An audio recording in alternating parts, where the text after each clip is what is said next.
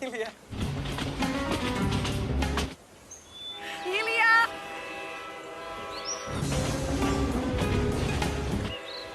Ilya! Iko!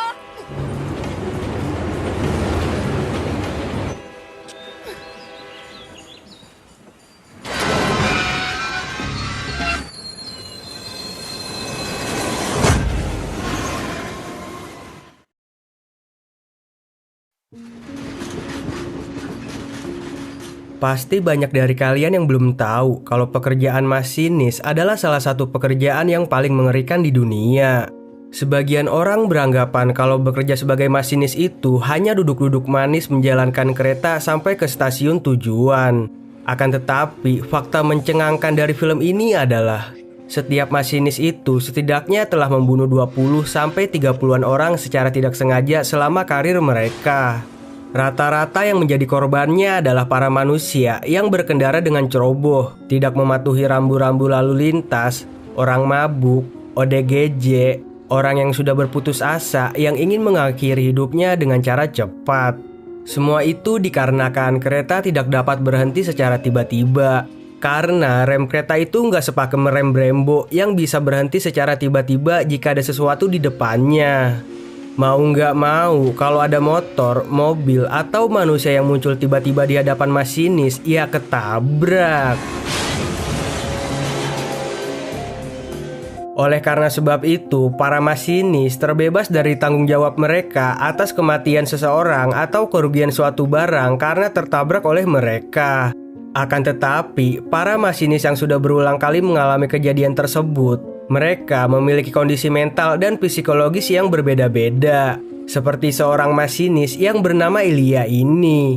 Perusahaan kereta api tempat ia bekerja memberikannya 2 orang psikologis untuk mengetahui kondisi mental Ilya. Apakah sedang baik-baik saja atau tidak. Moja koleginica, psiholog također. Dikarenakan terakhir kali Ilya membawa kereta, Ilya menabrak sebuah mobil van yang berisikan 6 orang di dalamnya. Semua orang yang berada di dalam mobil tersebut tewas karena tertabrak kereta yang dibawa oleh Ilya. Saat diwawancarai, dengan santainya Ilya menjelaskan kejadian tersebut. Kalau bagian tangan dan kaki para korbannya terlepas dari tubuhnya. 3 dari kepala korbannya terputus karena terlindas kereta. 1 kepala korbannya terlindas lalu pecah sampai darahnya belepetan di rel dan kaca kereta. 1 kepala lainnya nyangkut di kaca spion dan matanya berkedip melihat Ilya. Mendengar hal itu, seketika psikologis perempuan yang baru magang itu tak kuasa membayangkan kejadian tersebut dan pergi meninggalkan Ilya. Sementara psikologis pria yang sudah bekerja selama 20 tahun itu merasakan kram pada tangannya dan jantungnya berdebar-debar dengan sangat cepat.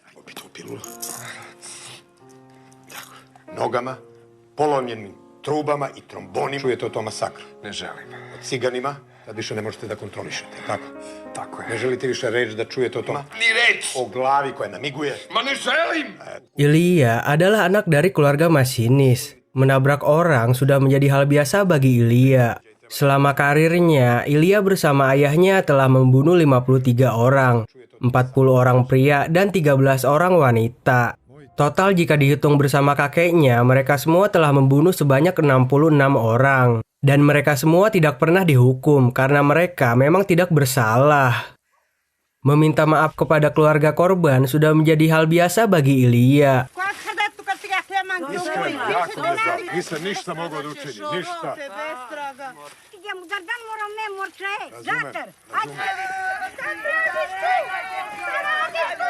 Bahkan bunga yang ia berikan kepada keluarga korban ia tanam sendiri di halaman rumahnya. Walaupun menabrak orang sudah menjadi hal yang biasa bagi Ilya, akan tetapi di balik itu semua Ilya sebenarnya memiliki tekanan mental. Setiap kali Ilya menghilangkan nyawa orang, ia selalu datang ke rumah sahabatnya yang bernama Jagoda. Di sana, Ilya selalu mencurahkan isi hatinya dan meminta untuk diberikan obat penenang. Pilu, ako imaš steže me nešto. Si imao neko gaženje, a? Pusti neku suzu, izbaci to iz sebe. Ne vredi pilula, Ilija. Kako da siđem kad mi treba za penziju kao i tebi? 6. Sampai tibalah suatu hari, sewaktu Ilya sedang asik menyetir kereta. Di tengah perjalanan, Ilya melihat seorang bocil FF yang sedang berjalan di tengah-tengah rel kereta. Ježi s pruge, mali.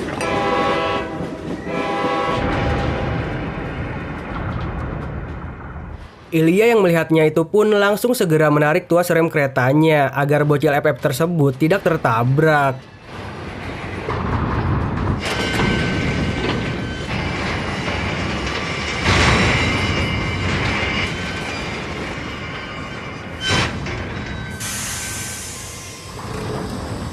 Šta to radiš? Si normalan? Što se nisi sklonio? Se nisi sklonio, odgovori mi. Hteo sam da se ubijem. Koliko imaš godina? 10. I bre, dete. Sa 10 godina da se ubiješ. Setelah itu, bocil FF tersebut dibawa pulang oleh Ilya ke rumahnya dan langsung diberikan makan. Di sana, bocil itu memberitahukan kalau namanya adalah Sima. Selama 10 tahun, Sima dibesarkan di sebuah panti asuhan. Kepala panti asuhan memberitahukan kalau ayah dan ibunya Sima meninggal karena sebuah kecelakaan pesawat. Hingga pada beberapa hari lalu, ada sepasang suami istri yang sangat kaya raya ingin mengadopsinya. Pozdravi se s mamom. Dobar dan. Doneli smo ti ovo. Hvala. Hvala mama. Hvala mama. Hvala tata. Hvala tato. Evo, za novi život našeg Sime. Akan tetapi, tak lama kemudian, seseorang pria dari panti asuhan memberitahukan semua kejadian yang sebenarnya kepada Sima. Kalau sebenarnya, sewaktu Sima masih bayi, orang tuanya memasukkan Sima ke dalam sebuah kardus pisang Ambon, lalu ditinggalkan di depan pintu panti asuhan. Orang tua Sima selalu mengirimkan kartu ucapan selamat ulang tahun, akan tetapi selalu dibuang oleh kepala panti asuhan. Orang tua Sima sebenarnya masih hidup dan tinggal di atas bukit tidak jauh dari panti asuhan. Dari kejadian itu, pria itu pun menyimpulkan kalau semua itu dilakukan karena orang tua Sima tidak membutuhkan Sima dan menyayangi Sima. Setelah mendengar semua itu, Sima pun merasa putus asa dan ingin mengakhiri hidupnya karena sudah tidak ada yang menyayanginya lagi. Kemudian, Ilya menceritakan kisah yang dialami Sima kepada Sida dan Dragan. Mereka adalah tetangganya Ilya yang sudah dianggap Ilya seperti keluarganya sendiri. Pa kako da se ubije? Sitio, najao se. Eno ga kupas. Idem ja da mu odnesem tikvice. Nemoj ti kriti. Čika Ilija! Čika Ilija! Šta je bilo? Okupao sam se. Ovde u ovaj vagon. Mi smo ti prve komšije, znaš? Čika diđa. Ilija, ili imaš ti nešto da mu obusa? Sad idemo. Ajde. Laku noć. Laku noć, sine. Di malam hari saat ingin tidur, Sima bilang kepada Ilya kalau ia ingin bekerja menjadi seorang masinis seperti Ilya. Akan tetapi, Ilya berkata sampai kapanpun juga ia tidak akan mengizinkan Sima untuk menjadi seorang masinis seperti dirinya. Ja ću za par godina u penziju. Čika Ilija. Nikad nećeš biti mašinovođa. A posle toga ću da umrem. A kad budem umro, možda voziš i svemirski brod. Ako hoćeš, bit će mi svejedno.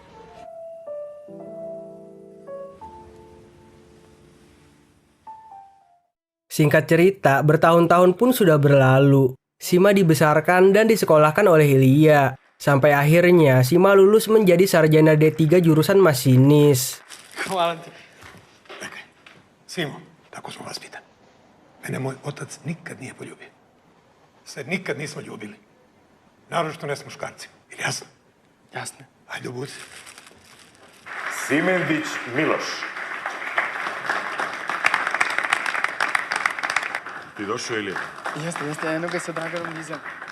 Čestitam, Simendić Miloš je završio sa vrlo dobrim uspehom i ja mu želim da uskoro postane. Seluruh keluarga Ilya pun merasa bangga atas kelulusan Sima dan merayakannya dengan makan-makan bersama. Živeli! Živeli! Di malam harinya, setelah Sima lulus dari kuliahnya di jurusan D3 masinis, bukannya diberikan pekerjaan sebagai masinis, Ilya malah menyuruh Sima untuk bekerja menjadi tukang cuci kereta di Pirot. Rekao sam ti jednom davno, Zašto? ićeš u Pirot. Ja hoću da budem mašinovođa kao ti. Šta si ti mislio da ja radim?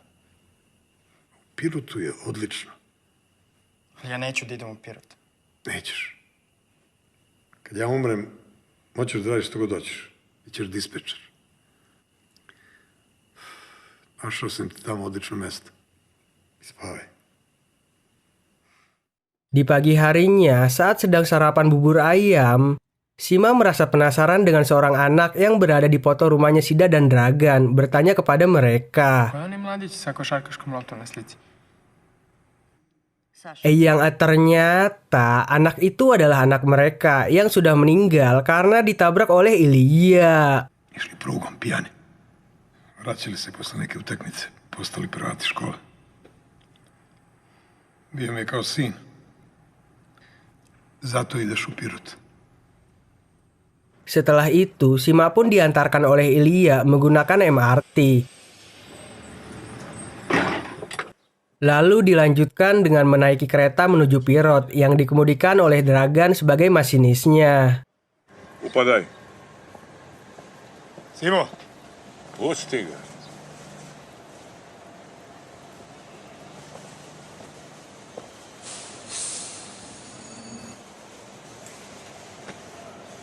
Ajde, teraj. Beberapa saat kemudian, setelah ditinggalkan oleh anak angkatnya yang sudah ia besarkan selama bertahun-tahun, Ilya merasakan tekanan mental. Počeo sam da pijem. Dan pada saat ia ingin berjalan pulang, Ilya melihat seorang gadis cantik. Seketika, ia teringat akan Danisa, istrinya Ilya yang 20 tahun lalu meninggal karena ketabrak oleh temannya sendiri. Iko!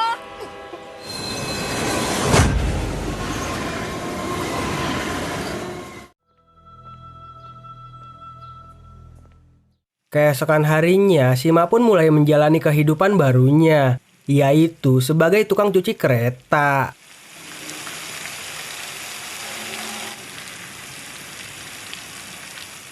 Di Pirot, Sima dititipkan oleh Ilya untuk tinggal di rumah saudaranya. Dobro večer. Čekam momu, teta Smiljo. Sad je koliko je Smilja? 7:32. Nikad ne legnemo posle 9. Ti znaš da mi rano ustajemo. Tetka Smilja već u 4, a u 5. Izvinite. Simo, čekamo te već pola sata. Rekli smo ti da je večera u 7. Hajde, sedi. Sementara Ilya yang sedang terkena tekanan mental, seperti biasa, ia mendatangi rumah Jagoda. Di sana, Ilya membawa 2 botol Amergold untuk melupakan rasa penat akan hidupnya yang sangat membagongkan ini. Dolazi muškarac u kuću. Bila ustreptala. Nisam tako tremu osjetila. Nosi vino.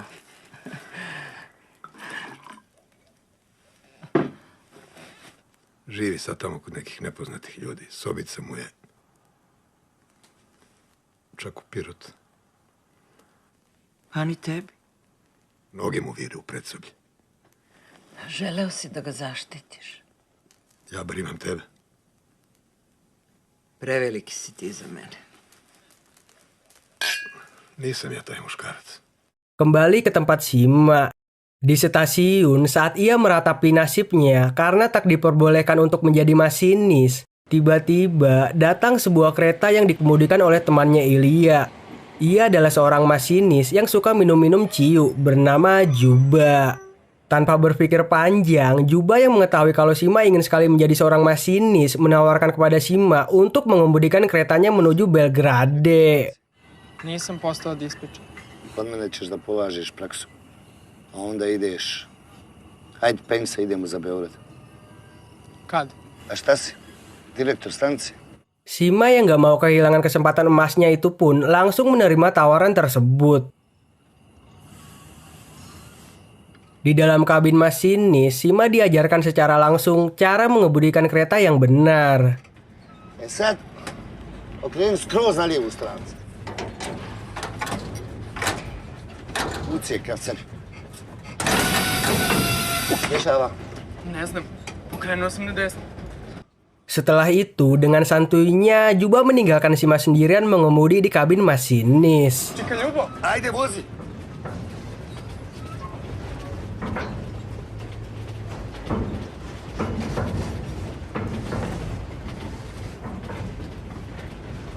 Čekaj, Ljubo!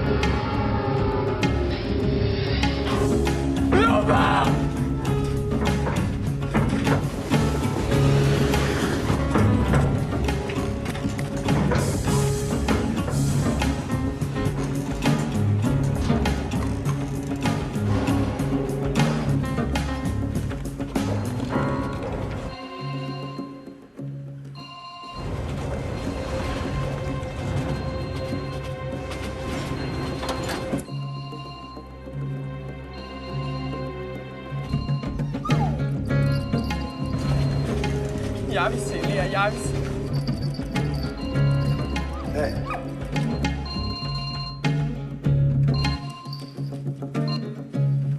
Ko je? Sam, idem 90.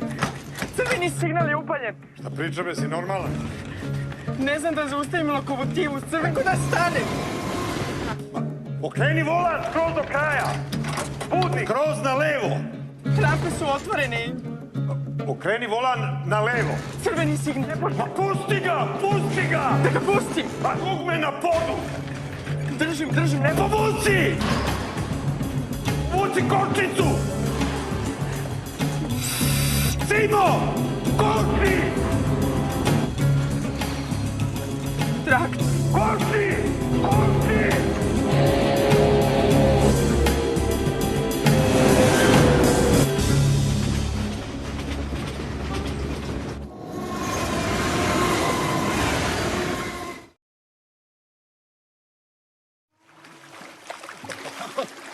Keesokan paginya, Ilya bersama Dragan maranin Juba yang sedang ngobak di sungai.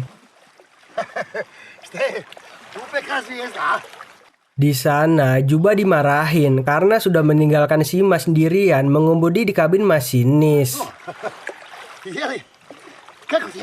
On mi je sve što imam. Dari kejadian itu, Ilya pun jadi suka nyebat dan minum-minum ciu. Kereta lokomotif yang dikemudikan oleh Sima semalam keluar dari jalurnya lalu masuk ke dalam hutan sejauh 1 kilometer. 1 kilometar daleko u šumi. Mogu da pobije silni narod. Prošao je kroz 2 otvorene rampe i stao negde tamo, sam. Od kad pušiš? Od kad sam s tobom pričao telefonom, počeo sam i da pijem. Beberapa hari kemudian, akhirnya hati Ilya pun luluh dan langsung melatih anak angkatnya itu menjadi seorang masinis sejati.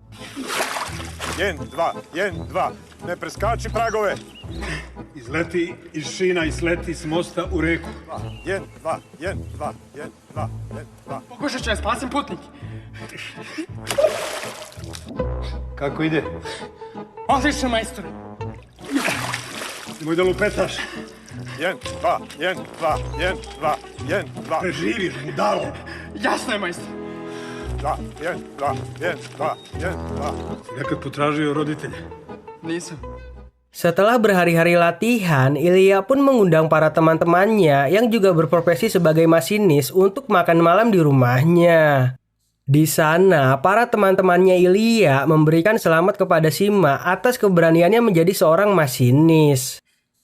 Kemudian, mereka menceritakan pengalamannya selama menjadi masinis. Salah satu dari mereka telah membunuh 21 orang. tangan dari korbannya ada yang terputus lalu menggaruk mukanya. Setiap malam terbayang-bayang akan kematian para korban dan selalu mendapatkan mimpi buruk. Mereka juga memberitahukan kalau neneknya Dragan meninggal karena ditabrak oleh si Dragan sendiri. Dan yang terakhir, mereka berharap agar Sima lekas menabrak orang agar rasa takutnya menjadi hilang dan menjadi terbiasa jika mendapatkan kecelakaan-kecelakaan selanjutnya. Mnogo lakše. Tak selang beberapa lama sehabis pesta, Sima pun langsung mendapatkan tugas pertamanya untuk menjadi seorang masinis. Membawa sebuah kereta lokomotif dari satu stasiun ke stasiun lainnya. Sima, zovu te iz Makiša da prebaciš neku lokomotivu na stanicu. Sebelum menjalankan tugas pertamanya sebagai seorang masinis, Sima diberikan relaksasi 4646 oleh seorang wanita yang bernama Snejana. Ja sam Snežana. Ja sam Sima. Jesi ti... Tebi baš lepo ovde. Ja nikad ranije nisam bila u lokomotivi. Šta? A znaš?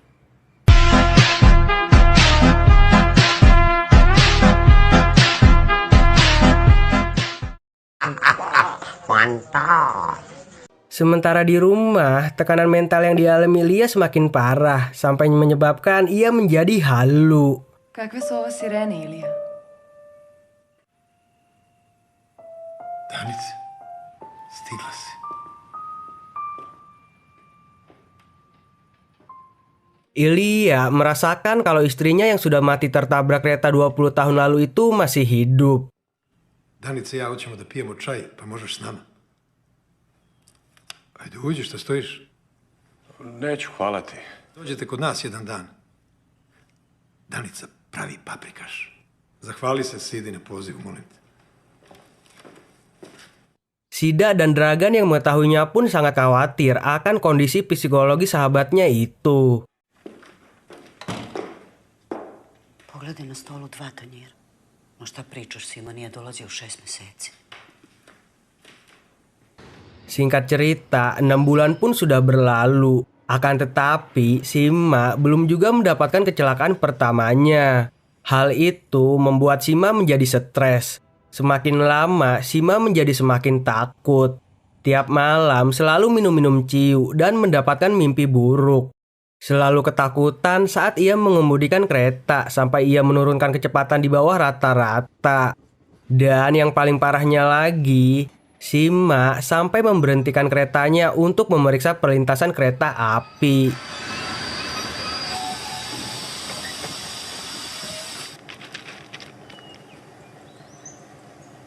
Tak selang beberapa lama, Ilija mendapatkan kabar dari perusahaan kereta api tempat ia bekerja. Kalau Sima selalu telat sampai ke tujuan. Mengetahui hal itu, Ilija pun langsung mendatangi Sima. Di sana, Ilija menyuruh Sima untuk kembali bekerja menjadi tukang cuci kereta di Pirot. Akan tetapi, Sima bersikeras menolak untuk kembali bekerja sebagai tukang cuci kereta di Pirot. Sima pun marah-marah kepada Ilija. Bagaimana bisa ayah angkatnya itu mau melakukan pekerjaan yang sangat mengerikan ini? Sima sangat kesal karena sampai sekarang belum juga menabrak orang. Dan meminta tolong kepada Ilija yang sudah berpengalaman menabrak banyak orang untuk mencari jalan keluar dari masalahnya tersebut. Mogu si, što nisi mogu. Ne mogu da odem kod nje, a da ne dođem kod tebe. A znaš onog jednog kojeg nisam zgazio? Lako je tebi. Znaš koliko sam ljudi zgazio, jeli? Govno jedno malo. Malam harinya, Ilija pun mendatangi rumah Jagoda. Di sana, Ilija menceritakan semua masalah anak angkatnya itu kepada Jagoda. Kalau anak angkatnya itu sedang terkena tekanan batin. Plaši se. Znaš šta mi je rekao? Šta? Koči voz na svakoj krivini, na svakom mostu. Pa upravo je. Ale lako je tebi, ti si zgazio 100 ljudi. Jagoda pun memberitahukan kalau sebenarnya jika Sima sampai menabrak orang, justru itu malah bisa memperburuk keadaannya. Biće mu sve gore i gore. Sve će mu se okrenuti na glavačke. U jednom trenutku će postati strašnije nego da jeste. Jagoda memberikan penawaran kepada Ilija. Jika Ilya mau mencipoknya, maka ia mau menjadikan dirinya sebagai korban untuk Sima. Akan tetapi, Ilya yang menjunjung tinggi ajaran dari orang tuanya untuk tidak bercipokan menolak. Udario sam ga, pao je sa stolice.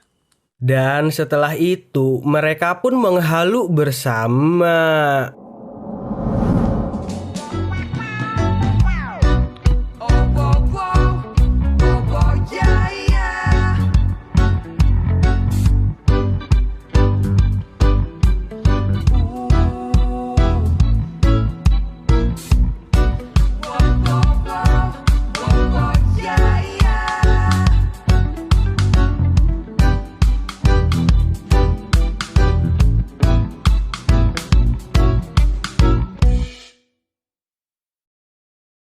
Keesokan harinya, Ilya mendatangi TKP yang akan dilewati Sima esok hari.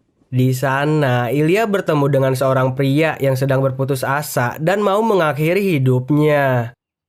Ilya menawarkan uang sejumlah 1,7 juta rupiah kepada orang tersebut jika ia mau menjadi korban untuk anak angkatnya. Ne vredi ništa, hteli ste da se bacite besplatno. Ko za tebe moj život vredi 100 eura. Toliko ima. Da se bacim pod voz za 100 eura. Vas ne poznajem, tek smo se upoznali. Poljubi me. Šta? Misli na sina. To nam je porodično, tako sam vaspitan. Keesokan harinya, dikarenakan tidak ada jalan lain, Ilya pun memutuskan untuk menjadikan dirinya sendiri sebagai korban demi anak angkatnya yang ia cintai itu. Moram da idem.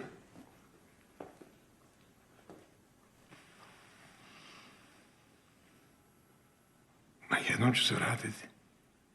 Pa i ti si se vratila.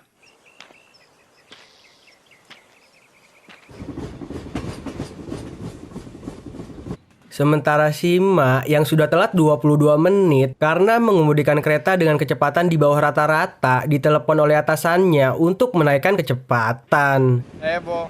Na 80, jesi razumeo? U redu.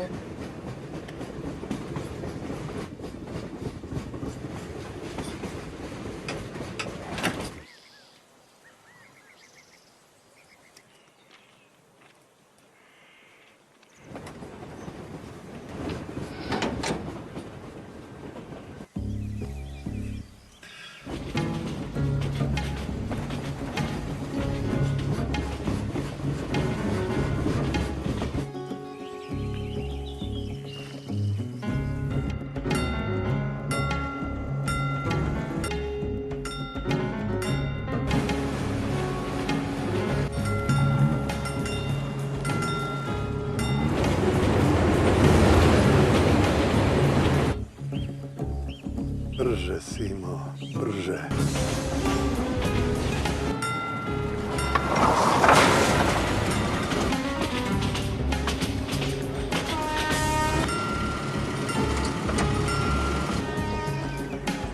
Ajde, brate mili.